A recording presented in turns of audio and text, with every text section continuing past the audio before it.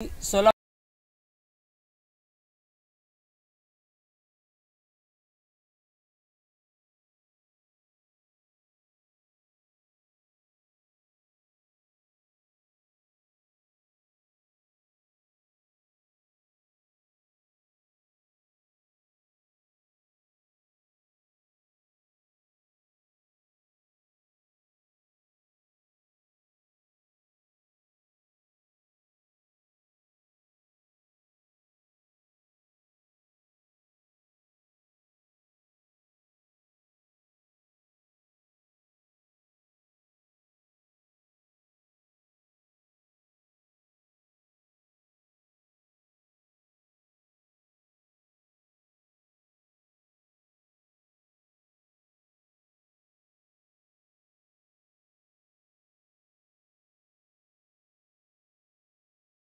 लागलो म्हणला अशी म्हणते. होय. बर बर बर. केस घेतल्यानंतर आरोपीला तुला मेडिकल केलं का? तुला केस घेतल्यानंतर केलंय का?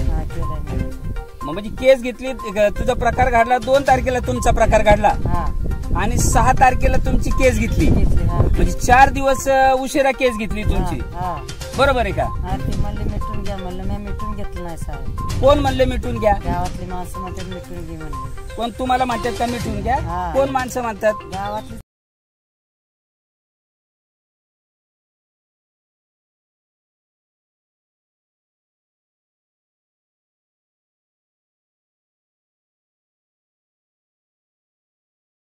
अशी तुम्हाला फोनवर धमकी दिली का घरी येऊन धमकी दिली?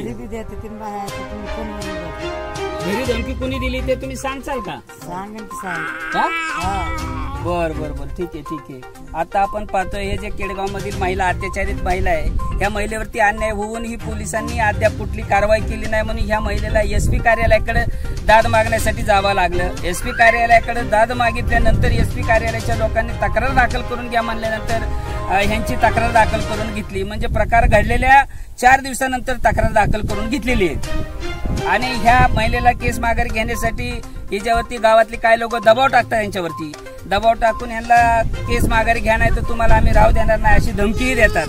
आता ही केस संदर्भात तपासाबाबत आणि पोलीस यांच्या आरोपीच्या बाबत काय कारवाई करतात ह्याच्यावर सगळं अवलंबून आहे.